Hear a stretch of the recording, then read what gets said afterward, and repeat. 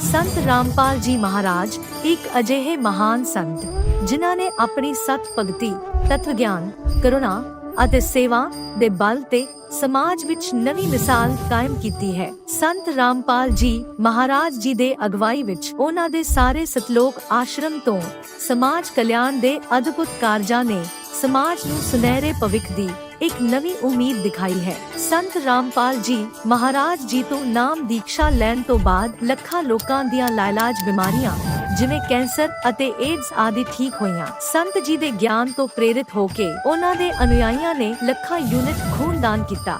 ਸੰਤ ਜੀ ਨੇ ਲੱਖਾਂ ਭੈਣ ਬੇਟੀਆਂ ਦੇ ਦਹੇਜ ਮੁਕਤ ਵਿਆਹ ਕਰਵਾਏ। ਸੰਤ ਜੀ ਨੇ ਲੱਖਾਂ ਲੋਕਾਂ ਦਾ ਨਸ਼ਾ ਛੁਡਾਇਆ, ਕਰੋੜਾਂ ਉਜੜੇ ਪਰਿਵਾਰ ਵਸੇ। ਸੰਤ ਜੀ ਦੇ ਆਸ਼ਰਮਾਂ ਵਿੱਚ ਸਮਾਗਮਾਂ ਦੇ ਦੌਰਾਨ ਨਿਸ਼ੁਲਕ ਅੱਖਾਂ ਦਾ ਇਲਾਜ ਅਤੇ ਦੰਦਾਂ ਦਾ ਇਲਾਜ ਕੀਤੇ ਜਾਂਦੇ ਹਨ। ਸੰਤ ਰਾਮਪਾਲ ਜੀ ਮਹਾਰਾਜ ਵੱਲੋਂ ਸਮੇਂ-ਸਮੇਂ ਤੇ ਵਾਤਾਵਰਣ ਸੰਭਾਲ ਮੁਹਿੰਮ ਦੇ ਤਹਿਤ ਵੱਡੇ ਪੱਧਰ ਤੇ ਰੁੱਖ ਲਗਾਏ ਜਾਂਦੇ ਹਨ। ਸੰਤ ਜੀ ਨੇ ਲੋੜਵੰਦਾਂ ਨੂੰ ਤੁਰੰਤ ਸਹਾਇਤਾ ਪਹੁੰਚਾਉਣ ਲਈ ਮੁਫਤ ਐਂਬੂਲੈਂਸ ਸੇਵਾ ਸ਼ੁਰੂ ਕੀਤੀ। ਸੰਤ ਜੀ ਆਪਣੇ ਅਨੁਯਾਈਆਂ ਨੂੰ ਦੇ ਦਾਨ ਲਈ ਪ੍ਰੇਰਿਤ ਕਰਦੇ ਹਨ, ਜਿਸ ਨਾਲ ਮਾਨਵਤਾ ਦੀ ਸੇਵਾ ਅਤੇ ਸਿਹਤ ਸੇਵਾਵਾਂ ਦੇ ਖੇਤਰ ਵਿੱਚ ਸੁਧਾਰ ਹੋ ਸਕੇ। ਸੰਤ ਰਾਮਪਾਲ ਜੀ ਮਹਾਰਾਜ ਜੀ ਦੇ ਸਾਰੇ ਆਸ਼ਰਮਾਂ ਵਿੱਚ ਹਰ ਰੋਜ਼ ਮੁਫਤ ਭੰਡਾਰਾ ਆਯੋਜਿਤ ਕੀਤਾ ਜਾਂਦਾ ਹੈ, ਜਿੱਥੇ ਹਰ ਧਰਮ, ਹਰ ਵਰਗ ਅਤੇ ਹਰ ਜਾਤ ਦੇ ਲੋਕ ਇਕੱਠੇ ਬੈਠ ਕੇ ਭੋਜਨ ਕਰਦੇ ਹਨ।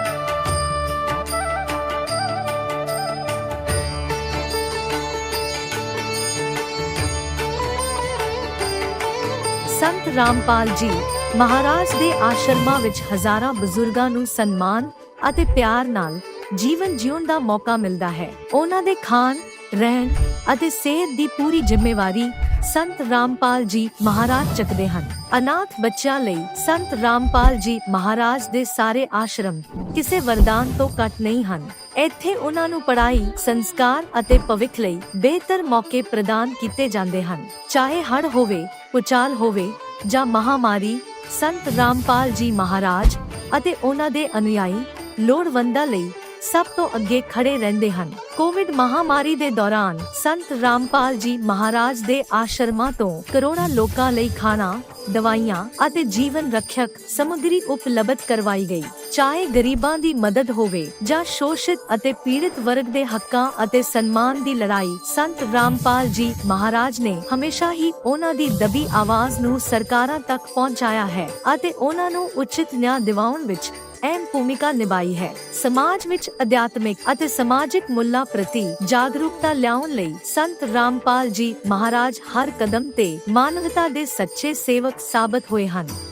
ਸੰਤ ਰਾਮਪਾਲ ਜੀ ਮਹਾਰਾਜ ਦਾ ਜੀਵਨ ਸਾਨੂੰ ਸਿਖਾਉਂਦਾ ਹੈ ਕਿ ਸੱਚੀ ਸੇਵਾ ਉਹੀ ਸੇਵਾ ਹੈ ਜੋ ਨਿਸਵਾਰਥ ਭਾਵ ਨਾਲ ਕੀਤੀ ਜਾਵੇ। ਆਓ ਅਸੀਂ ਵੀ ਇਸ ਸੇਵਾ ਦੇ ਮਹਾਨ ਕਾਰਜ ਵਿੱਚ ਇਸ ਮਹਾਨ ਸੰਤ ਨਾਲ ਜੁੜੀਏ ਅਤੇ ਸੰਤ ਰਾਮਪਾਲ ਜੀ ਮਹਾਰਾਜ ਤੋਂ ਨਾਮ ਉਪਦੇਸ਼ ਲੈ ਕੇ ਆਪਣੇ ਜੀਵਨ ਨੂੰ ਧਨ ਬਣਾਈਏ।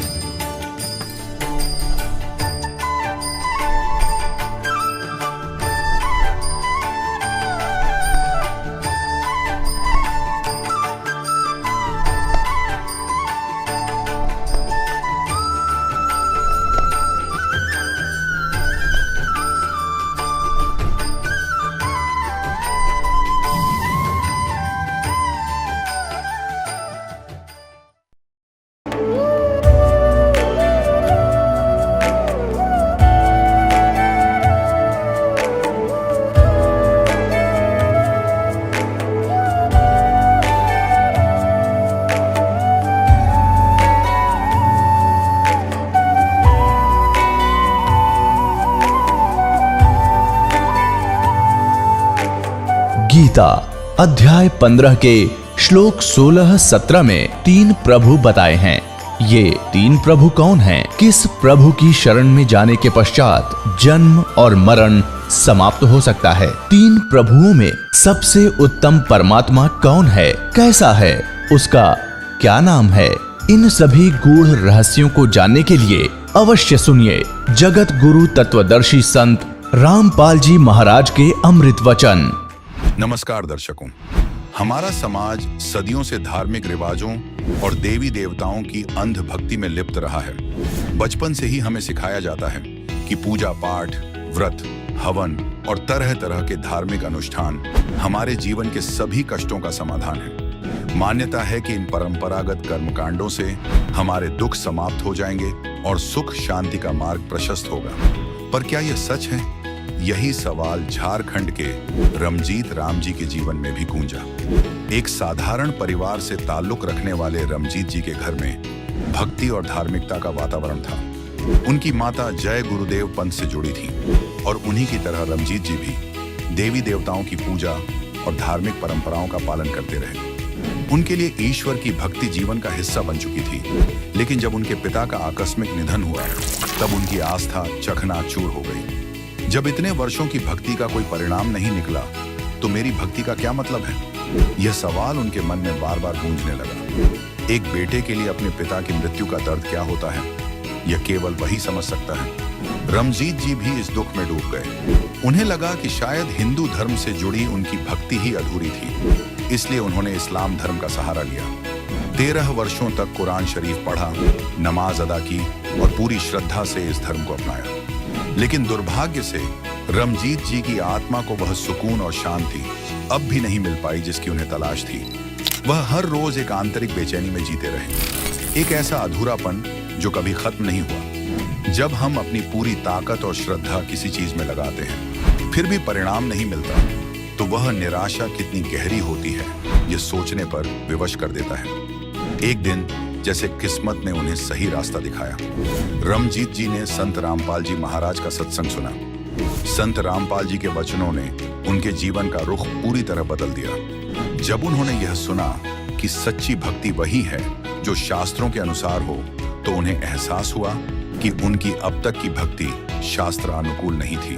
वह केवल रीतियों और परंपराओं का पालन कर रहे थे, बिना किसी गहरी समझ के। इस एहसास ने रमजीत जी के जीवन को नया मार्ग दिखाया। उन्होंने संत रामपाल जी से दीक्षा ली और अपने जीवन को सच्चे भक्ति मार्ग पर समर्पित कर दिया। आज रमजीत जी सच्चे सुख और शांति का अनुभव कर रहे हैं, एक ऐसी शांति जो उन्होंने पिछले कई सालों की भटकन में नहीं पाई थी। यह कहानी केवल रमजीत जी की नहीं, ये उन लाखों लोगों की कहानी है जो सही मार्ग से भटककर अपने दुखों का समाधान तलाश रहे हैं। तो दर्शकों, अब यह सोचने का समय है, क्या आप भी अपनी भक्ति सही दिशा में कर रहे हैं या बस परंपराओं में उलझे हुए हैं? आइए अब सुनते हैं रमजीत जी का यह विशेष साक्षात्कार। नमस्कार सर। नमस्कार। सर क्या नाम है आपका? रमजीत राम। सर आप कहाँ से बिलोंग करते हैं? ग्राम मेराल, जिला गढ़वा, झारखंड से है। सर संत रामपाल जी महाराज जी से नाम उपदेश आपने कब लिया? 22 जून 2021। सर संत रामपाल जी महाराज जी से नाम उपदेश लेने से पहले आप क्या भक्ति साधना करते थे? भक्ति साधना तो ऐसे देवी देवता को करते ही थे, लेकिन भूत प्रेत बाधा के चलते हम इस्लाम धर्म को अपनाया। कुरान शरीफ पढ़ा, 13 साल तक रोज़ा रखा, 25 बार से अधिक कुरान शरीफ पढ़ा, सभी आयतों के याद कर लिया और इसके बाद उसमें कोई खास हमको ये नहीं लाभ नहीं मिला। सर जैसा कि आपने बताया कि आपने हिंदू धर्म को छोड़कर इस्लाम धर्म को कबूल किया और इस्लाम धर्म में चलने वाली सभी क्रियाएं जैसे रोजे रखना, कुरान शरीफ पढ़ना, नमाज करना आदि की। सर ऐसी क्या परेशानियां थीं जिनके समाधान के लिए आपने हिंदू धर्म को छोड़कर इस्लाम धर्म को कबूल करना उचित समझा? ऐसे है कि हमारे घर में भूत बाधा होता था तो ओझा को बुलाते थे और भूत के शक्ति से वो ठीक करता था, लेकिन कुछ दिन ठीक होता है, इसके बाद नहीं होता था, वैसा ही हो जाता था। हमारे शरीर पर बहुत बाधा था, जैसे स्वस्थ मैदान में खड़ा हो रहते या किसी व्यक्ति के साथ रहते तो हमको गांजा के गंध आता और गंध आने के बाद मेरा दिमाग का संतुलन बिगड़ जाता था। इसके बाद हम अपने एक तेल होलसेलर से कहे जी हमारे साथ कठिनाई है, तो बोला कि चलिए हम आपको ठीक करवाते हैं। तो गुमला जिला में सुल्लू शाह बाबा हैं, उन्होंने बताया और ताबीज़ दिया और पानी दिया, कहा कि पानी से नहा लीजिएगा और ताबीज़ पहन लीजिएगा। उस समय से ठीक हो गया। तो हम सोचे कि इस्लाम धर्म में ज़्यादा शक्ति है, ईश्वर के प्रेरणा से हमको ठीक किया लोग। तब हम कुरान शरीफ खरीद लिए जानने के लिए, तो उसको अध्ययन किया। अध्ययन करने के बाद उसमें हमको रुझान बढ़ा और हम 13 साल तक रोज़ा रखे, कुरान शरीफ पढ़े और नमाज भी पढ़े। फिर आगे चल कर के उसमें कोई विशेष हमको ये नहीं पता चला, चूँकि कुरान शरीफ पढ़ने के बाद उसमें बहुत चीज़ें हैं, दोहरा दोहरा कर कहा गया है, लेकिन कुछ लोग जो हैं उसमें गहराई में जा कर के पढ़ते हैं तो उनको जानकारी होगा, लेकिन हमको कोई ख़ास जानकारी नहीं हुआ। बहुत सा मौलवी मौलाना लोग बताए कि ये पढ़िए, ये आयत पढ़िए, ये फलना पढ़िए, लेकिन वो पढ़ने से भी कुछ लाभ नहीं हुआ। तो फिर हम छोड़ दिए। तो फिर मैं अपने मने मन स्टडी किया। तो हमारी माँ एक बार गई थी बैजनाथ धाम जल चढ़ाने, और जल चढ़ाने कर आने के बाद 3 दिन के बाद हमारे पिताजी, स्वस्थ पिताजी, मर गए। तो हम कहे कि क्या फ़ायदा उस देवता को पूजने से जो घर के रक्षा नहीं किया। तो हमारा उस सब पर विश्वास ख़त्म हो गया। इसके बाद ऐसे ही रहे, चलते रहे। मेरी माँ जय गुरुदेव में थी, वो बहुत दूर दूर तक जा कर के सत्संग में जाती थी। जाने के बाद आती थी, वहाँ दान पुण्य सब करती थी, सब बताती थी, पैसा मांगती थी, पैसा देते थे। फिर हमारे पिताजी जब एक्सपायर कर गए तो हमको भी उससे मन टूट। माँ रोज़ पूजा करती थी भोरे उठ करके, लेकिन एक दिन ऐसा हुआ कि वो गिर गई, लाठी छलक गया और उसका कुल का हड्डी टूट गया और बेड पर हो गई और बेडे पर सब कर्म उनको होने लगा। सर, जैसा कि आपने बताया कि भूत प्रेत की बाधा के चलते आपने हिंदू धर्म को छोड़कर इस्लाम धर्म को कबूल किया और वहाँ पर इस्लाम धर्म के अनुसार भक्ति साधना की। सर, आपको संत रामपाल जी महाराज के बारे में कैसे पता चला? इधर जो है से जानकारी मिली मोबाइल से। सुबह सुबह हम पढ़ते मॉर्निंग वॉक करने गए थे, रांची में आँख बनवाना था, तो वहाँ हमको मोबाइल से पता चला। तो अपने पोता से उस नंबर पर डायल करवाए। डायल करवाने के बाद बरवाला आश्रम से खबर आया कि आप झारखंड के रहने वाले हैं, तो झारखंड का नंबर दिया उन्होंने। इसके बाद वो बताया कि आप गढ़वा के रहने वाले हैं, गढ़वा के टड़वा में केंद्र खुला हुआ है, आप वहाँ दीक्षा लीजिए। तब मैं गया गढ़वा टड़वा में दीक्षा संत रामपाल जी महाराज से। सर, संत रामपाल जी महाराज की शरण में आने के बाद आपको क्या क्या लाभ मिले? लाभ बहुत अच्छा लगा।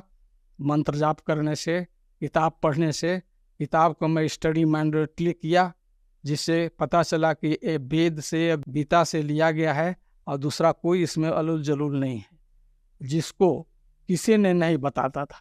जैसे एक बार हम पूछे किसी से कि शिव जी किसका ही माला जपते हैं, तो वो नहीं बताया। शिव जी किसको ध्यान लगाते हैं, नहीं बताते। हम समझे कि आखिर कोई पावर है तो उसको इन्होंने जाप करता होगा, इनसे ऊपर पावर जो इनको क्रिएट किया है। संत रामपाल जी महाराज के शरण में हम आए, उनका भक्ति किए। एक बार जैसे कभी हम पर मुसीबत आता है तो दाहिना बाजू ऑटोमेटिक दर्द करने लगता है। दर्द करने उससे क्या बात है जी ऐसा हो रहा है, चूँकि पूर्व में भी होता था। तो हमारा खेत है, खेत में एक एक्सपेरिमेंट करने के लिए, धान का एक्सपेरिमेंट करने के लिए आया था सुपरवाइजर, और वो खेत जोतवा करके उसमें बिहन करवा रहा। खेत में बहुत बड़ा बड़ा घास बढ़ गया था, बढ़ जाने के कारण उसको जुताई हो रहा था। उसमें एक बहरा सांप बहुत मोटा जो है से हल से उसका पेट फाट गया और मिट्टी में दब गया। उसी जगह हम और हमारा बटैयादार दोनों खड़ा हुए, देखे कि इस जगह ज़मीन छूट गया है जोतो। तो वो जो सांप निकला और निकलने के बाद उनको डांस दिया, और फिर मेरा बाजू का दर्द जो था ग्रह कट गया। परमात्मा तुरंत एक्शन लिए, इससे हमारा जीवन आगे का बढ़ गया, वृद्धि हो गया जीवन। नहीं तो उस दिन ही मेरा ही मृत्यु था। और इसके बाद जो है से हम स्वस्थ रहे, भक्ति करते रहे, सभी किताबें ले लेकर मैं पढ़ता रहा और परमात्मा में विश्वास किया संत रामपाल जी धर्म किताब को खोल खोल कर बताते हैं। इस तरह से आप भक्ति कीजिए और सभी आपको मदद करने के लिए देवी देवता परमात्मा हमेशा रहेंगे आपके साथ। और मंत्र जाप करते रहिए, जो हम रास्ता बताते हैं, जो हिदायत देते हैं उसका अनुपालन करते रहिए, उसी से आपका लाभ होगा और हम स्वस्थ हैं और हमको लाभ मिलता रहा। संत रामपाल जी के पास जो भक्ति है वो शास्त्रों के अनुसार है। अब पहले जो थे लोग वो शास्त्र के अनुसार नहीं बताते थे, अपना मौखिक आदेश कर देते थे, लेकिन ये शास्त्र पर उंगली धर धर के बताते हैं, जो सबको कल्याणकारी है और लाभ मिलता है। सर, संत रामपाल जी महाराज जी से नाम दीक्षा लेने के बाद आपको बहुत सारे लाभ प्राप्त हुए, तो जो दर्शक आज आपको देख रहे हैं और वो भी संत रामपाल जी महाराज जी से नाम उपदेश लेना चाहते हैं तो कैसे ले सकते हैं? सबसे पहले तो उनको चैनल पर जो पट्टी आता है उसमें टेलीफोन नंबर लिखा रहता है, मोबाइल नंबर लिखा रहता है, उससे संपर्क करें केंद्र को, वहाँ पर वो दीक्षा लें, अपना जीवन सफल बनाएं। धन्यवाद सर। सत्साही। अब जगत गुरु तत्वदर्शी संत रामपाल जी महाराज जी के सत्संग के माध्यम से उस अद्वितीय आध्यात्मिक ज्ञान के बारे में जानते हैं, जिसके माध्यम से आप भी प्राप्त कर सकते हैं ऐसे आध्यात्मिक, मानसिक और भौतिक सुख जो अभी तक आपने सिर्फ मीराबाई, ध्रुव, प्रहलाद जैसे कुछ ही भक्तों की जीवन कथा में सुने होंगे। अब सुनिए तत्वदर्शी संत के संग शास्त्र अनुकूल भक्ति सत्संग, ऐसा अद्वितीय आध्यात्मिक ज्ञान जिसका है सर्वधर्मों के पवित्र शास्त्रों में प्रमाण। अपने आत्माओं को समय के उपरांत श्री रामचंद्र जी वनवास काट रहे थे और साथ में उनकी पत्नी, धर्मपत्नी सीता जी और उनके छोटे भाई भी साथ थे। तो रावण ने सीता का अपहरण कर लिया, अपने नौलखे बाग में उसको बंदी बना दिया, कैद कर लिया और उसको तरह तरह की यातनाएं दी और अपनी पत्नी बनाने की भी कुचेष्टा की, लेकिन वो सती परमात्मा की शक्ति कुछ उसके साथ थी। रावण सफल नहीं हुआ। रावण को कुछ ऐसा श्राप लगा हुआ था जिस कारण से उसका धर्म पतिव्रता का बचा रहा। फिर भी उसकी कुचेष्टा जारी रही। मंदोदरी को भी पता था इस बात का। मंदोदरी भी समझाया करती थी कि आप ऐसी गलती मत करो। कबीर परमेश्वर से मंदोदरी ने प्रार्थना की कि हे गुरुवर, मेरे पति किसी औरत को उठा लाए और पता नहीं वो कौन है, वो बहुत ही सुंदर है और मेरे पति की नीयत खराब है और पुण्यात्मा एक औरत कभी पसंद नहीं करती उसका पति कोई गलती करे। इस कारण से उन्होंने परमात्मा से प्रार्थना की। परमेश्वर ने कहा, बेटा ये आम औरत नहीं है और रावण इसमें अपनी कुचेष्टा में सफल नहीं हो पाएगा, तू चिंता ना कर। फिर भी मैं बताता हूं बेटा, उसको कह दे तेरे पति को कि इस देवी को लौटा दे, इसी में इसकी खैर है। ये आम औरत नहीं है, ये लक्ष्मी अवतार है और श्री विष्णु श्री राम रूप में अपने कर्माधार से यहाँ वनवास प्राप्त किए हुए थे। राजा दशरथ के घर उनका जन्म है और वो दोनों भाई जंगल के अंदर भटक रहे हैं, इसकी खोज कर रहे हैं और वो यहाँ तक पहुंचे भी कि एक दिन सेना भी लेकर आएंगे, युद्ध भी होगा, या तो ये इसको सहर्ष अब लौटा कर अपनी अक्षमा याचना कर ले तो इसकी जान बच सकती है, तेरा सुहाग रह सकता है। अब मंदोदरी जी अपने गुरुदेव के एक एक वचन को फाइनल मानती थी कि जो ये कहते हैं सारी सत्य है, क्योंकि वो तो भगवान भी थे। रावण को जाके मंदोदरी ने कहा कि आप इस देवी को लौटा दो, ये आम औरत नहीं है, ये इस भगवान विष्णु की पत्नी समझो, लक्ष्मी जी आई हुई है और श्री विष्णु जी ही श्री रामचंद्र रूप में जो इनके पति हैं वो जंगल में घूम रहे हैं, इसकी खोज कर रहे हैं। आप इसको लौटा दो और अक्षमा याचना कर लो।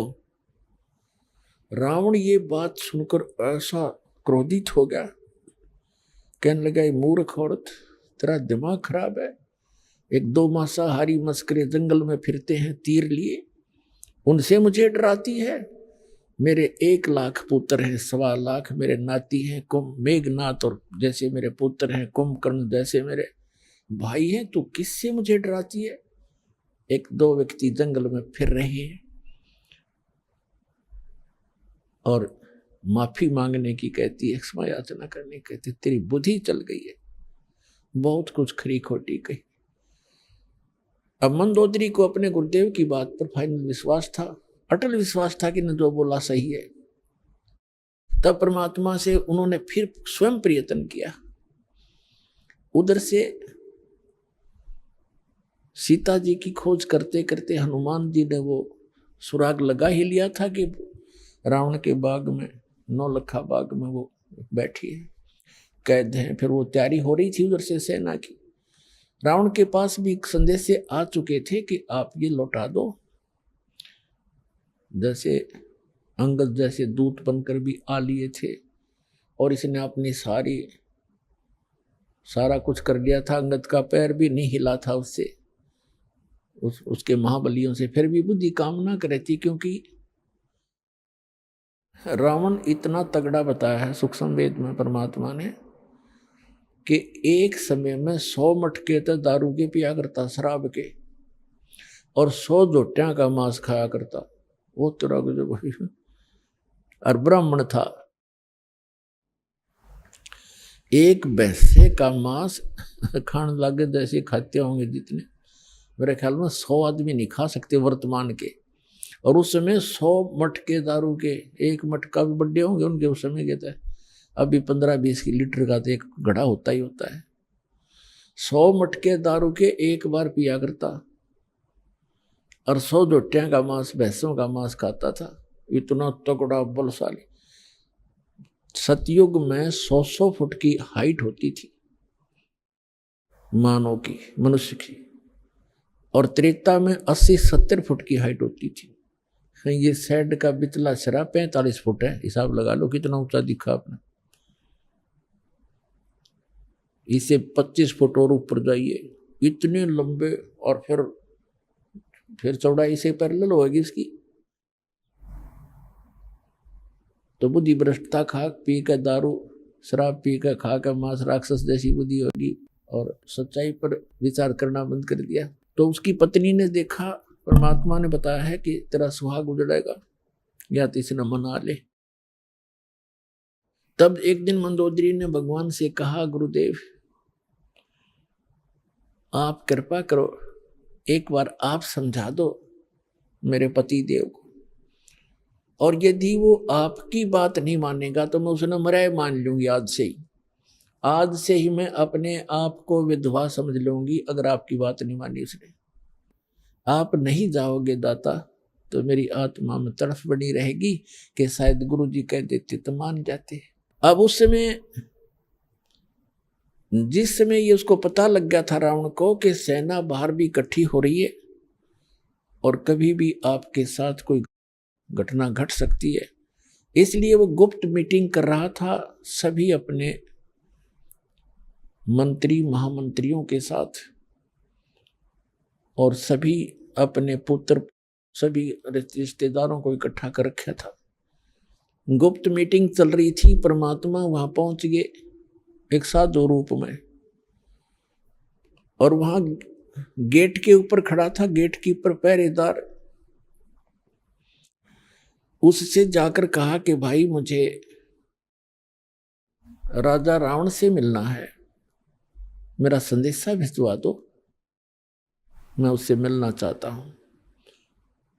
पहरेदार ने कहा कि महाराज ये रावण इतना खतरनाक आदमी है, इतना क्रोधी है, इसने आदेश दे रखा है कि अंदर का संदेश तो बाहर जा सकता है, बाहर का संदेश इस दौरान मेरे पास लेकर आने की आवश्यकता नहीं, तेरा सर कलम कर दूंगा, कत्ल कर दूंगा। तो महाराज मैं विवश हूं। अब उस समय संतों से भी डर लगता था, क्योंकि वो कोई वचन कुवचन बोल देते थे जो हानि कर देता था। तो परमात्मा समझ गए कि इसके बस की बात नहीं, अपनी व्यवस्था ये सही जाहिर कर रहा है। तो परमात्मा वहां अंतर ध्यान हुए और रावण के दरबार के अंदर प्रकट हो गए। जहां पर लाखों आदमी बैठे हों तो वो कितना बड़ा महल होगा, इतना लंबा, बीच में गेट, ऊपर ऊंची स्टेज के ऊपर बीच में गैलरी, स्टेज पर बैठा रावण। जो ही उसने देखा कि ये आदमी महात्मा अंदर किसने आने दिया, रावण ने आदेश दिया गर्ज के पहरेदार को बुलाओ।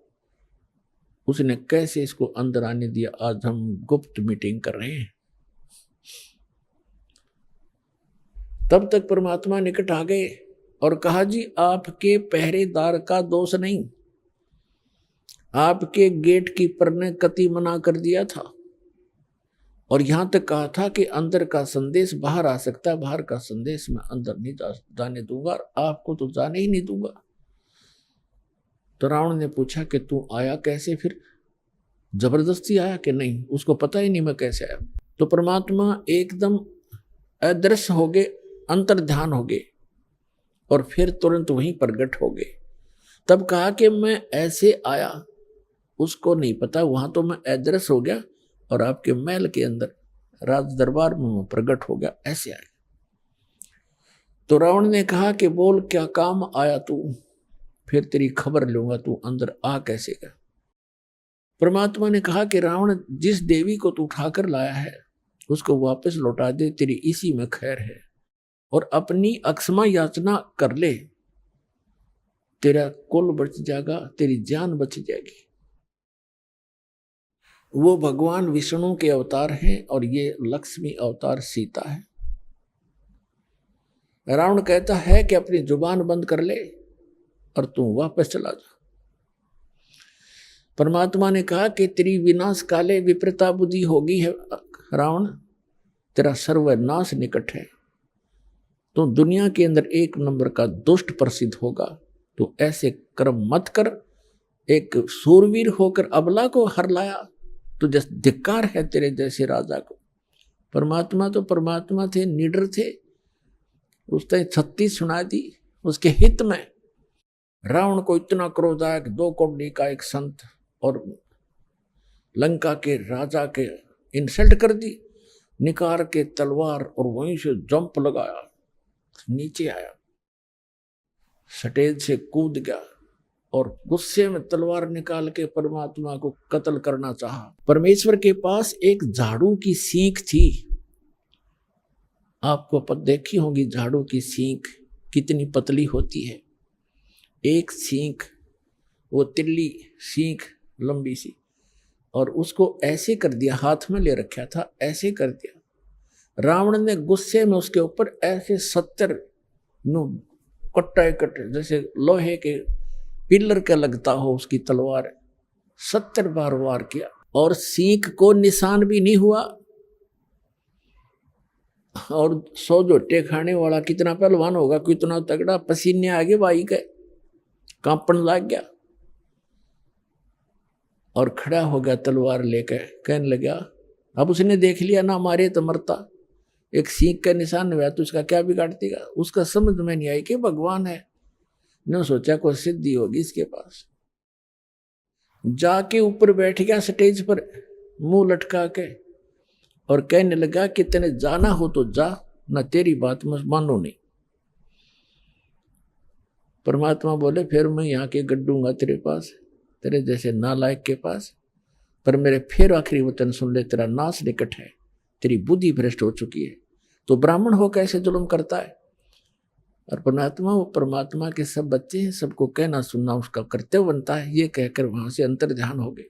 अब परमात्मा ने जाकर के वहां चंद्र विजय के घर पे बता दिया कि कह देना मंदोदरी को कि मैंने उससे कहा था, लेकिन वो बिल्कुल नहीं माना। मंदोदरी वहीं आ गई कुदरती, क्योंकि बुला लाई जाकर के वो कर्मवती चंद्र विजय भाट की पत्नी, और कहा परमात्मा ठीक है, आपकी बात उसने नहीं मानी तो मेरा आज से वो मन तो मृत्यु मान ली उसकी। परमात्मा बोले, बेटी मैंने अपना जो जो आपने कहा मैंने वो कर दिया, पर वो नहीं माना। अब उस समय विभीषण भी वहां विराजमान था और दीक्षित था। उसने घर आकर बताया कि अपनी भाभी जी को बताया, मंदोदरी को, कि मंदोदरी आज तो मेरे भाई ने परमात्मा का कत्ल कर दिया होता, पर परमात्मा ने ऐसी लीला करी कि एक सीख ले रखी थी झाड़ू की और ऐसे कर दी, और उसने 70 वार उसको बहुत जबरदस्त ताकत से 70 वार किए, टस से मस नहीं हुई और मान्या फिर भी नहीं। तो पुण्यात्माओं कहने का भाव ये है कि फिर क्या होता है, जैसे कि आपको कथा सुनाई थी कि नल और नील नाम के 2 आपस में मौसी के बेटे थे, उनकी माताएं बहन थी। दोनों ही अपने पूर्व जन्म के संस्कारों से और प्रारब्ध के दुख से दुखी थे, कष्ट से। उन दोनों को बहुत मानसिक परेशानी भी थी, शारीरिक कष्ट भी थे, और परमात्मा कबीर जी के आशीर्वाद से वह स्वस्थ हो गए थे। फिर उनके शिष्य बनकर मुनिंदर ऋषि रूप में परमात्मा आए हुए थे। एक आश्रम कुटिया बना रखी थी, वहां वो रहा करते, सत्संग सुनने जाया करते थे, अपने घर भी आ जाते थे। जैसा कि आपको पहले भी बताया है कि उनके हाथों में समुद्र के अंदर कोई वस्तु ना डूबने का ये कैसे वो चमत्कार करामात आई थी। ये दोनों कबीर साहब के पास गए थे पहले, उससे पहले सब जगह इन्होंने अपना सारा इलाज भी करवा लिया था, और सभी ऋषि महर्षियों ने बता दिया था कि ये तुम्हारे प्रारब्ध के अंदर, तुम्हारे प्रारब्ध में लिखा है, ये दंड तुम्हें भोगना पड़ेगा, इसको कोई विश्व में काट नहीं सकता। ये तुम्हारी किस्मत में लिखा हुआ निर्धारित अंक है। लेकिन फिर भी आत्मा को मालूम है कि परमात्मा एक ऐसी शक्ति है कि वो सर्व संकट और सब पापों का नाश अवश्य कर देते हैं। इसलिए परमात्मा की खोज में संतों के पास जाते हैं और संत ही रूप में परमात्मा आते हैं। वैसे तो हमने परमात्मा की परिभाषा गलत सुन रखी है, हम निराकार मानते हैं भगवान को। तो साधु कहते हैं, कबीर साहब कहते हैं कि पर्वत पर्वत में फिरा, कारण अपने राम, राम जैसे संत मिले जिन सारे सब काम। परमात्मा के लिए भटक रहा था, कहीं पर्वत पर, कहीं गुफाओं में, लेकिन कोई संत मिला जिससे वो लाभ हुए जो भगवान दिया करता है। तो वो संत नहीं, वो स्वयं परमात्मा ही होते हैं।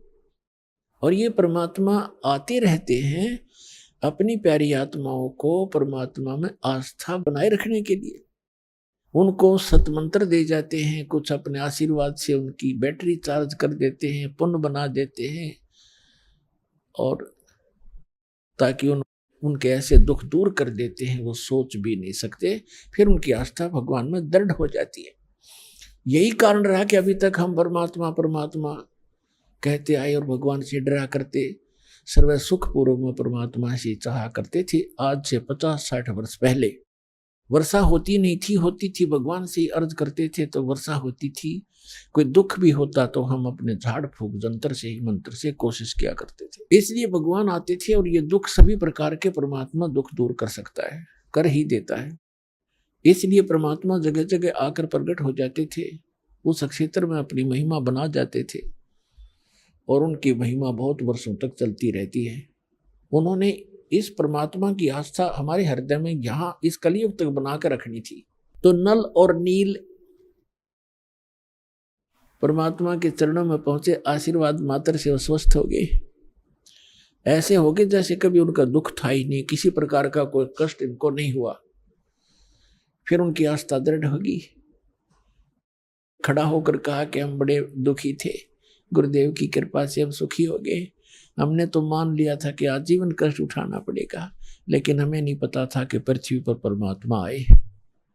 इस तरह के वहां उपस्थित भक्तों को जो सत्संग सुनने के लिए गए थे सबको बताया, औरों का भी दृढ़ हुआ विश्वास तो उन्होंने, परमात्मा ने बताया बेटा सत्संग में सेवा जरूर करनी चाहिए, इसे बहुत पाप कटते हैं और आप तो बहुत पापों से ग्रस्त हो और आपको कुछ सेवा करनी चाहिए हाथ से। पुण्यात्मा, हमारे कई प्रकार के पाप कर्म हैं। कुछ ऐसे पाप हैं जो परमात्मा गुरुदेव के दर्शन से कटेंगे, कुछ ऐसे पाप हैं जो आशीर्वाद से दूर होंगे, कुछ ऐसे पाप कर्म हैं जो धर्म दान करने से ही आपको राहत मिलेगी, कुछ ऐसे पाप होते हैं जो हाथ से सेवा करने से ही आपको राहत मिलेगी, और कुछ इस प्रकार के आपके पाप कर्म हैं जो परमात्मा की भक्ति मंत्र जो दिए जाते हैं, सतनाम और प्रथम मंत्र, इनसे ही कटेंगे। तो ये सारा कुछ मिलाकर एक ट्रीटमेंट है आत्मा को स्वस्थ करने का और सतलोक में जाने का और यहाँ भी भौतिक लाभ प्राप्त करने का। तो ये सारा कंप्लीट कोर्स करने से ही आपको पूर्ण लाभ प्राप्ति होगी। तो उन्होंने पक्का दृढ़ निश्चय कर लिया कि जितने भी यहाँ रोगी, बूढ़े, वृद्ध, बहन, भाई, माता, भाई, पिता जो बुजुर्ग आते हैं, उनके बर्तन साफ करते, उनके, क्योंकि परमात्मा के दरबार में दुखी ही ज्यादा जाते थे। कोई रोगी था, कोई कोढ़ी था, और कोई किसी बीमारी से ग्रस्त था, कोई भूतों का सताया, कोई देवताओं पितरों का सताया हुआ वहां जाते थे। तो वो क्या करते थे, बर्तन ले जाते थे, बेले, थाली, गिलास। उस टाइम कांसी के हार्दे कांसी धातु थी, और कांसी धातु का गिलास होते, बेला होते, थाली, वो अवश्य डूब जाता है, पानी पर तैरता ही नहीं। तो उसमें ऐसा साधन था कि पहले बर्तनों को या कपड़े धोने होते तो पानी में भिगोया करते, घंटा 2 घंटा, उनका वो मैल गल जाता, फिर साफ करा करते रेती बर्तनों को रेत रात से। तो वो क्या करते थे, गंगा यानी दरिया के किनारे बैठ जाते थे, उन बर्तनों को भिगो के, कपड़े होते कपड़ों को, और 1 घंटा 1.5 घंटा एक वृक्ष के नीचे बैठ कर भगवान की चर्चा करते थे। और भी बैठ जाते भक्त और सत्संग में सुने हुए वचनों पर डिस्कशन किया करते थे कि हमारे साथ ऐसा दुख था, परमात्मा ने आशीर्वाद दिया, हम स्वस्थ हो गए। और भी आपस में चर्चा करते थे, हमें भी ऐसे कष्ट था, यहाँ आते हमें ये राहत मिली, ऐसा ऐसा सुख हुआ, परमात्मा आए हुए हैं, भगवान, ये तो मुनिंदर नहीं भगवान समझो। इस तरह चर्चा करते करते वो मस्त हो जाते। उधर से कोई उनका किसी का गिलास, किसी का लोटा, किसी की थाली, किसी का बेला बह जाता, उनको ध्यान नहीं रहता, किसी के कपड़ा, किसी का तौलिया, किसी की धोती, वो बह जाती। और वो बेचारे मांझ मूंझ का जो इकट्ठे करके लिया कर रख देते, उठा लो अपने अपने। अब किसी की थाली नहीं, किसी का बेला नहीं, किसी का गिलास नहीं, तो कहते भी हमारा ये नहीं मिला, हमारा ये नहीं मिला। तो कहते जी हम तो जितने ले गए थे उतने ले आए। तो और दूसरे जो भगत जाते थे सेवादार बर्तन साफ करने के लिए, वो बताया करते थे कि ये ध्यान नहीं देते, ये बैठ के गप्पे मारने लग जाते हैं और वो बह जाते हैं, इनको ध्यान नहीं रहता। तो उन्होंने आखिर में ये शिकायत परमात्मा तक पहुंचा दी कि जी आप अपने जो 2 भक्त हैं, ये इनको हमने मना भी कर लिया कि आप सेवा रहने दो, कि सेवा ना करो, हमारे तो गिलास कहाँ से लाए इतनी दूर जंगल से गांव में जा करके, हम तो दुखी हो जाते हैं, हमने यहाँ 2-4 दिन रुकना है, सत्संग है।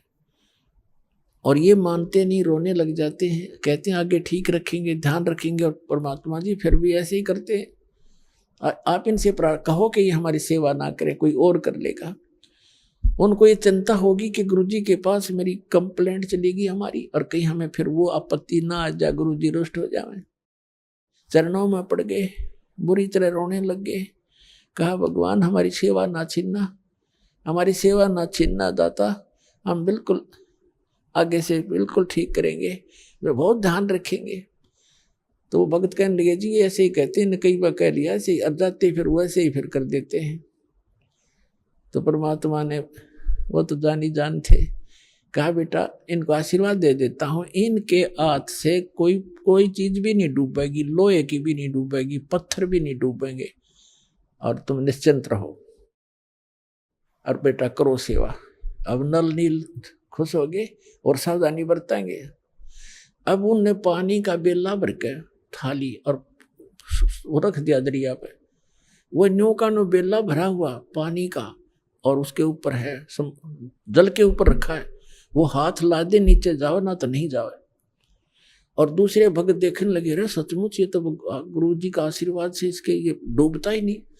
उन्होंने दूसरों ने भी कोशिश कर ली, पकड़ कर दो दो तीन तीन उस बेले को बाहर खींचने की, वो थाली को पानी की भरी हुई जो तैर रही थी उनसे हली नहीं। और वो हथलाओं जब बाहर आ जाए, रखे वही सेट हो जाए। तो इस तरह कई बार पत्थर भी उठा कर उसमें रख कर देखे, वो भी तैरने लग गए, रुक गए नो के नो वहीं पर। आधे डूब जाते थे, आधे रह जाते थे ऊपर। तो इस तरह की उनके वरदान परमात्मा ने दे दिया। वह समस्या समाधान करने के लिए कि ये सेवा भी नहीं छोड़ना चाहते, इनको सचमुच यह दिक्कत है ही। तो दोनों का बीच बिचाड़ा कर दिया। और ये फिर कहाँ जाकर बात बनी। अब उधर से समुद्र के ऊपर पुल बनाने की आवश्यकता पड़ी श्री रामचंद्र जी ने। और समुद्र पर पुल बनाना कोई बालकों का खेल है। श्री रामचंद्र जी कहते 3 दिन तक घुटनों पानी में खड़ा रहा, समुद्र से याचना करता रहा, प्रार्थना करता रहा, मुझे रास्ता दे, जल्द ही मुझे रास्ता दे सागर राज, मैं बहुत दुखी हूं और ऐसे ऐसे मैंने अपनी पत्नी को छुड़वा के लाना। तीसरे दिन जब उसने देखा कि समुद्र टस से मस नहीं हो रहा है, लक्ष्मण से कहा कि मेरा अग्नि बांध दे, इस समुद्र को फूंकता हूं। ये रावण का संग पाकर अभिमानी हो गया है। अब उसने निकाल के तीर फूकना के लिए छोड़ना चाहा अग्निबाण, तभी समुद्र विपर रूप बनाकर बाहर आ गया। श्री राम से कहने लगा कि भगवान ऐसा अनर्थ ना करो, यदि आपने जल को फूक दिया, मुझे फूक भी दिया, तो ये गड्ढा बन जाएगा, आप फिर भी सफल नहीं हो सकोगे इसमें से जाने के लिए, और बहुत बड़ा संसार बसा हुआ जीव जंतु, आपको पाप लगेगा। ऐसा काम करो कि लाठी भी ना टूटे और सर्प भी मर जा। भगवान श्री रामचंद्र जी ने कहा कि फिर ऐसा कौन सा उपाय है बताइए। आपकी सेना में ये नल्लील और भी पहुंच गए वहां पर, फिर तो सारे जंगल में जितने रहा करते थे कुछ सब इकट्ठे हो गए, लाठी ले गए। ये भी वहां गए हुए थे उस सेना में। विपर रूपधारी समुद्र ने कहा कि आपकी सेना में नल और नील नाम के 2 ऐसे कारीगर भी हैं, वह शिल्पकार भी थे, जैसे मकान बनाने वाले। 2 ऐसे सैनिक हैं आपकी सेना में, उनके हाथों में उनके गुरुदेव द्वारा दी गई ऐसी शक्ति है कि पत्थर भी तैर जाएंगे। कोई वस्तु नहीं डूबती, वो पत्थर रख, कोई चीज रख दें और वो तैरती रहती है, और चाहे उसके ऊपर कितना बलशाली व्यक्ति खड़ा हो जाए वो डूबती नहीं, ताकतवर वजनदार। तो श्री राम ने कहा भी नल नील को बुलाओ। नल नील आए, उनसे कहा कि भी एक ट्रायल दो, अपनी कोई पत्थर रख कर दिखाओ, आपके हाथों में करामात बताई है हमने, और हमें जरूरत है यहाँ पुल बनाने की। नल और नील दोनों अभिमान में आगे। ये महाराज जीव ने उसने सोचा कि यदि हम अपने गुरु जी को याद करेंगे, मंत्र तंत्र करेंगे, अपना मंगलाचरण, तो श्री रामचंद्र जी ने सोचेंगे ये तो कहीं भगवान की स्तुति करके इन्होंने शक्ति प्राप्त की है। यानी अभिमान आना था, ऐसे ही काम बिगड़ा करता है, किसी प्रकार भी हो जाए गड़बड़। उन दोनों ने उस दिन तुरंत पत्थर उठाए। अहम था उस दिन, उन्होंने वैसे तो पत्थर उठा कर रखा करते थे, कोई कुछ भी चीज रख देते। उस दिन उनके अंदर एक विशेष दोष था मन में, इसलिए फेल हो गए। पत्थर उठाए रखे, दोनों के डूब गए। अब उनको तो कॉन्फिडेंस था कि अवश्य तैरेंगे, और लाइट आ गए, फिर दूसरे भी डूब गए, फिर लाइट आ गए, वो भी डूब गए। अब श्री रामचंद्र जी समुद्र की तरफ देख रहे थे, मानो ये कहना चाहते हैं कि आप झूठ बोल रहे थे। उसी से में उस विपर रूपधारी समुद्र ने कहा कि नल नील, तुमने अपना सतगुरु याद नहीं करे, उनको याद करो। तो उनका बात याद आ गई, फिर उन्होंने परमात्मा को याद किया, और वो तो आना ही था, क्योंकि श्री रामचंद्र भी दुखी, रावण का अंत आए लिया था, उसकी टिकट भी कटवानी थी, और वहां आए क्योंकि ब्रह्मा विष्णु महेश भी उसी के तो बच्चे हैं परमात्मा के। सूक्ष्म वेद में कहा कि राम कृष्ण सतगुरु सहजादे और भक्ति हेत न हुए प्यादे। उस परमात्मा के ही बच्चे हैं, ये भी सहजादे हैं, हमसे अच्छी आत्माएं हैं ब्रह्मा विष्णु महेश। तीनों देवा कमल दल बसे, ये ब्रह्मा विष्णु महेश, और प्रथम इनकी वंदना फिर सुन सतगुरु उपदेश। तो परमात्मा अपने बच्चों के दुख को देखता है। श्री राम के दुख को देखकर वहां पहुंचना ही था, और नहीं आते, क्योंकि नलनील का अगर से काम बन जाता तो उन्होंने आना ही नहीं था। उन्होंने रजाई न्यू बख्शी थी, पर हम कर्म ही ने बिगाड़ देते हैं अपनी सारी कहानी को। तब देखा कि सामने परमात्मा आ रहे हैं, मुनिंद्र ऋषि आ रहे हैं। कुदरती नजर पड़ी सैनिकों की, उन्होंने कहा कि ये ऋषि जी आ रहे हैं, कौन है? नलनील कहने लगे, ये तो हमारे गुरुदेव आ गए, देखो हमारी पुकार सुन ली। और इतने में परमात्मा निकट आ गए। नल और नील ने चरणों में प्रणाम किया। श्री राम और लक्ष्मण और सभी ने हनुमान तक आके उनके चरणों में नमन किया। तब श्री रामचंद्र जी ने कहा कि ऋषिवर, आपके इन बच्चों के हाथों में आज वो शक्ति नहीं रही, मेरा दुर्भाग्य है, और मुझे आवश्यकता है कि समुद्र पर पुल बना के मैं लंका में जाऊं। रावण सीधी बातों से नहीं मान रहा, उससे युद्ध करना पड़ेगा और सीता को छुड़वाऊं। भगवान दया करो मुझ पर। जब आप अपने बच्चों को, अपने शिष्यों को शक्ति दे सकते हो, मेरे पर भी दया करो, कोई वरदान दो, मुझे भी मेरा ये कठिन कार्य सुलभ करो। तो परमात्मा ने कहा कि अब इनके हाथों में यह शक्ति रहेगी भी नहीं, क्योंकि इनके अंदर अभिमान छा गया। अब परमात्मा कहते हैं कि जैसे माता गर्भ को रखे यतन बना और ठेस लगे ते अक्षीण होए, तेरी ऐसे भक्ति जावे। जैसे किसी बहन को, बेटी को गर्भ रहा हो, अब वही जानती है उस गर्भ की कीमत को। रात्रि के समय भी, करवट लेते समय भी ये सोचती है, भगवान कहीं मेरे बच्चे के दाब ना लग जा। रात को भी ऐसे चिंता से उठकर बैठती है, कहीं करवट ना ले ली गई हो। ऊंचे नीचे में पैर रखते समय भी सोचती है, कोई वजन उठाती है तब भी ध्यान रखती है, ताकि मेरा गर्भ रूपी लाल सफल हो और मुझे बच्चा प्राप्त हो। तो परमात्मा कहते हैं, ऐसे आपको जिस दिन से मंत्र प्राप्त हुआ है, उस दिन से आपकी आत्मा के अंदर भक्ति रूपी ये लाल गर्भ प्रारंभ हो गया है। और इसको इतना सतर्क रहना पड़ेगा, आपने इसको ऐसे रखना पड़ेगा जैसे माता गर्भ को रखे यतन बना और ठेस लगे तो अक्षीण होए, तेरी ऐसे भक्ति जावे नसावे। तो उन्होंने भक्ति नाश किया, गुरु जी की से आस्था हटी, अभिमान घर कर गया। अभिमान इस जीव का सबसे बड़ा शत्रु है। अहंकार के अंदर जीव मार खाता है, और जीव क्या कि अहंकार से यहाँ प्रधानमंत्री बना हो, चाहे सारी पृथ्वी का राजा हो, 1 मिनट में अधरंग पैरालिसिस हो जा, बांका मुंह हो जा, हाथ उठे नहीं, माखी मुंह में गब्बड़े और लकड़े, खा कभी मान इसका मट्टी का। तो हमारे को काल ना अज्ञान से इतना मूर्ख बना दिया कि हम इस मिट्टी का भी मान कर लेते हैं, अपने को सुपीरियर मानने लग जाते हैं। हमारी बुद्धि भ्रष्ट कर रखी इस काल ने। तो श्री रामचंद्र जी ने कहा कि भगवान फिर मेरे ऊपर तो बड़ी आपत्ति आई है, कुछ दया करो, एक पुल बन जाए इस पर, समुद्र के ऊपर। तो परमेश्वर ने कहा कि आओ मेरे साथ साथ। हाथ में एक सोटी ले रखी थी, डोगा जैसे आजकल बूढ़े रखा करें, सोटी वैसे भी रखते हैं, जैसे कोई कुत्ते बिल्ली से बाहर जाते हैं तो रख लेते थे। वो एक सोटी थी, डंडा था, उसके साथ ऐसे लाइन खींच दी रेखा। अभी आपने सुने संत रामपाल जी महाराज के मंगल प्रवचन।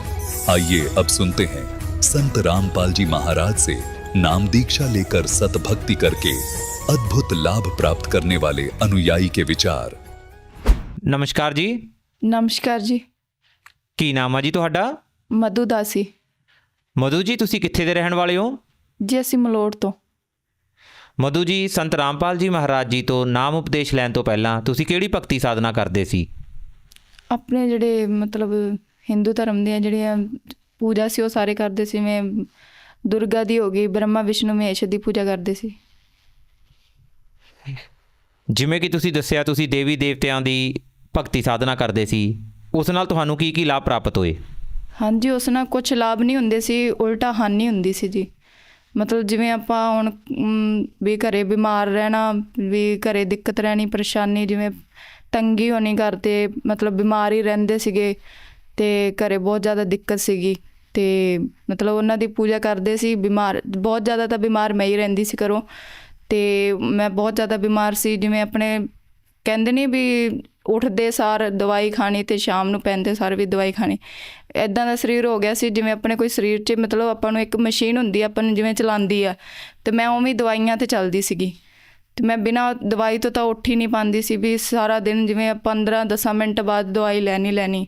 ਅਤੇ ਇੱਕ ਰਿਪੋਰਟ ਕਰਾਈ ਸੀ, ਉਹਦੇ 'ਚ ਤਾਂ ਕਹਿੰਦੇ ਤੁਹਾਨੂੰ ਸਾਰੀ ਉਮਰ ਹੀ ਦਵਾਈ ਖਾਣੀ ਪਊਗੀ, ਵੀ ਹੋਰ ਕੋਈ ਇਲਾਜ ਹੈ ਨਹੀਂ ਗਾ। ਅਤੇ ਮੈਂ ਸਾਰੀ ਉਮਰ ਮਤਲਬ ਹੁਣ ਇੰਨਾ ਟਾਈਮ ਹੋ ਗਿਆ ਮੈਂ ਦਵਾਈ ਖਾਂਦੇ ਕੱਢਤੀ, ਅਤੇ ਉੱਤੋਂ ਪਰੇਸ਼ਾਨੀਆਂ ਹੋਰ ਜ਼ਿਆਦਾ ਵੱਧਦੀਆਂ ਹੀ ਜਾਂਦੀਆਂ ਸੀ। ਉਹਨਾਂ ਦੀ ਮਤਲਬ ਕੋਈ ਲਾਭ ਨਹੀਂ ਮਿਲਦਾ ਸੀ ਉਹਨਾਂ ਦੀ ਭਗਤੀ ਨਾਲ, ਅਤੇ ਪਰੇਸ਼ਾਨੀਆਂ ਜ਼ਿਆਦਾ ਹੁੰਦੀਆਂ ਜਾਂਦੀਆਂ ਸੀ। ਜਿਵੇਂ ਕਿ ਤੁਸੀਂ ਦੱਸਿਆ ਵੀ ਤੁਸੀਂ ਬਹੁਤ ਸਾਰੀਆਂ ਪਰੇਸ਼ਾਨੀਆਂ ਦੇ ਨਾਲ ਘਿਰੇ ਹੋਏ ਸੀਗੇ ਅਤੇ ਤੁਹਾਡਾ ਸਰੀਰ ਬਿਨਾਂ ਦਵਾਈਆਂ ਤੋਂ ਨਹੀਂ ਸੀ ਚੱਲਦਾ। ਸੰਤ ਰਾਮਪਾਲ ਜੀ ਮਹਾਰਾਜ ਜੀ ਤੋਂ ਨਾਮ ਉਪਦੇਸ਼ ਕਿਵੇਂ ਲਿਆ?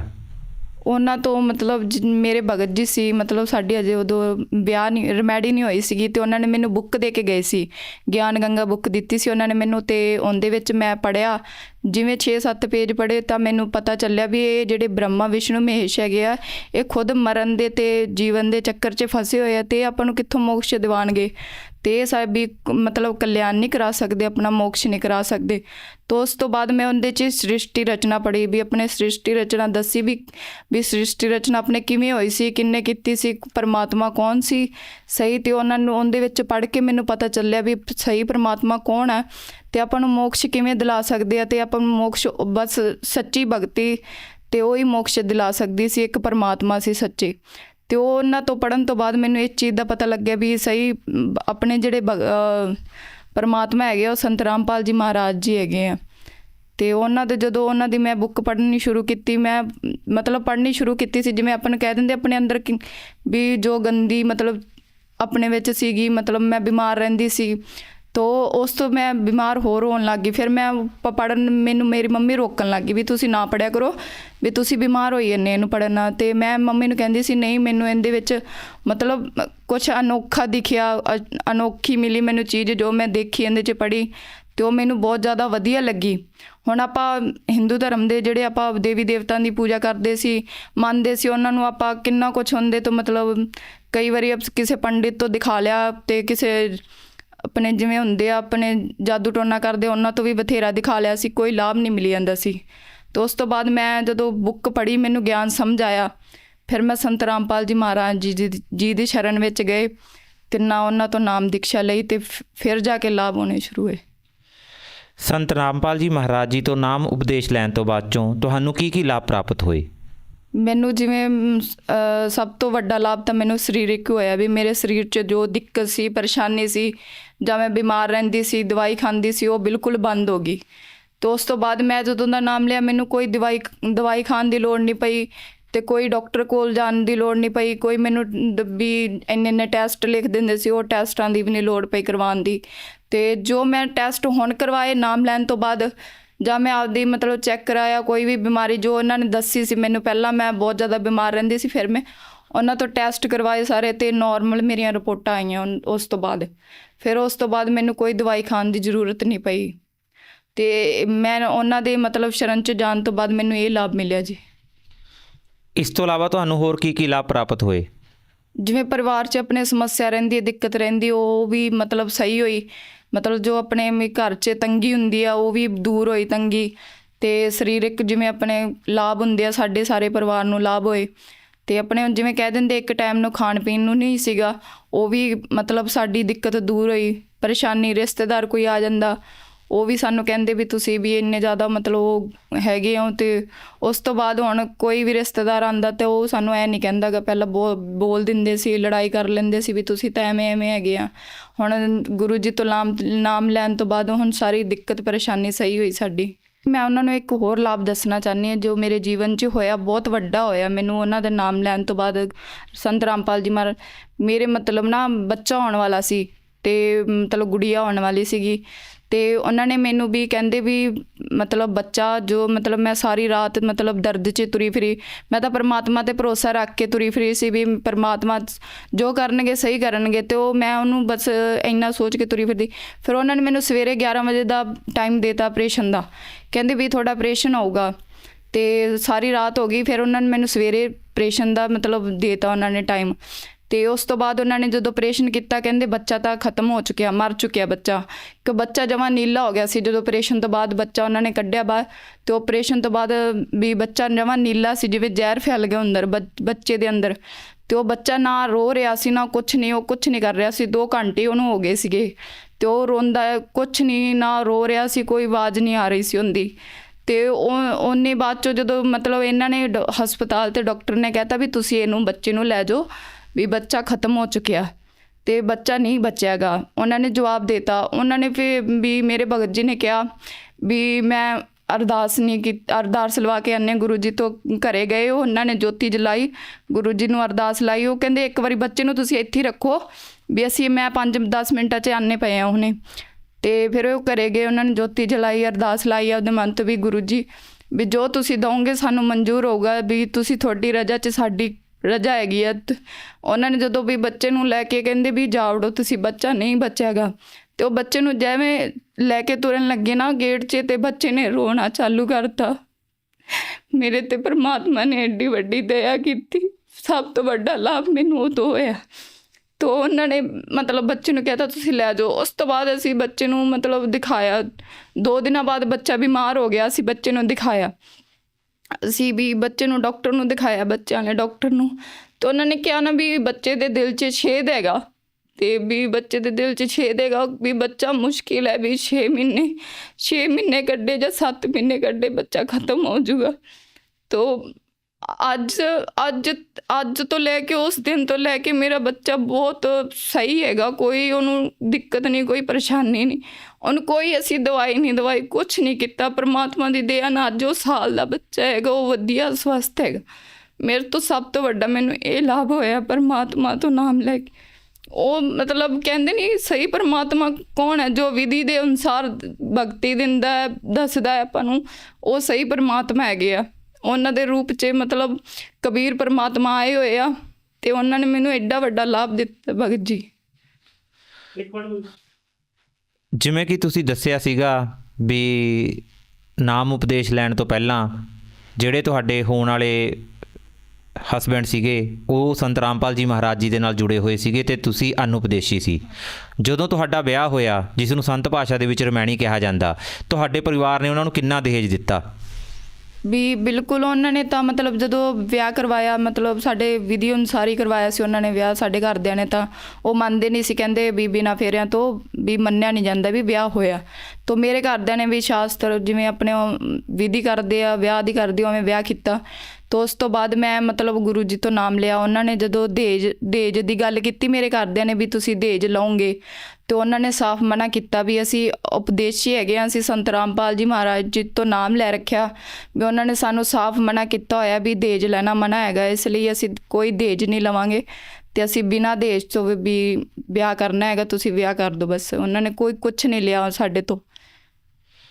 ਸੰਤ ਰਾਮਪਾਲ ਜੀ ਮਹਾਰਾਜ ਜੀ ਤੋਂ ਨਾਮ ਉਪਦੇਸ਼ ਲੈਣ ਤੋਂ ਬਾਅਦ ਚੋਂ ਤੁਹਾਨੂੰ ਬਹੁਤ ਸਾਰੇ ਲਾਭ ਪ੍ਰਾਪਤ ਹੋਏ। ਤੁਸੀਂ ਭਗਤ ਸਮਾਜ ਨੂੰ ਕੀ ਸੰਦੇਸ਼ ਦੇਣਾ ਚਾਹੁੰਦੇ ਹੋ?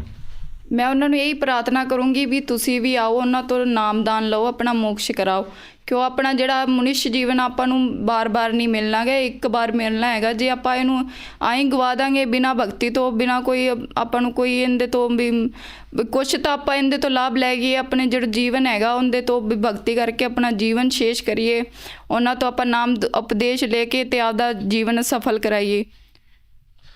ਬਹੁਤ ਬਹੁਤ ਧੰਨਵਾਦ ਜੀ। ਸਤਿ ਸਾਹਿਬ ਜੀ।